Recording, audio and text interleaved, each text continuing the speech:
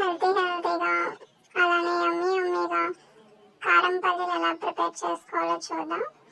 First అయితే బాండీలో నూనె పోసుకొని వేరుశనగ పలుకులు మనకి ఎన్ని కావాలో అన్ని వేసుకొని బాగా డీప్ ఫ్రై అయ్యాక వాటిని పక్కకు తీసుకోవాలి.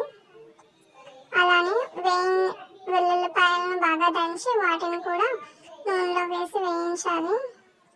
ఇలా వేయించాక వాటిని కూడా మనం పక్కకి తీసుకోవాలి ఒక గిన్నెలోకి. అలానే కరివేపాకు రెమ్మలు కూడా తీసుకొని వాటిని కూడా వేయించాలి. అలా వేయించాక వాటిని కూడా మనం ఒక గిన్నెలోకి తీసుకోవాలి.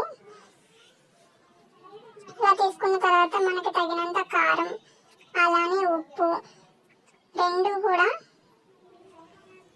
వేసుకొని బాగా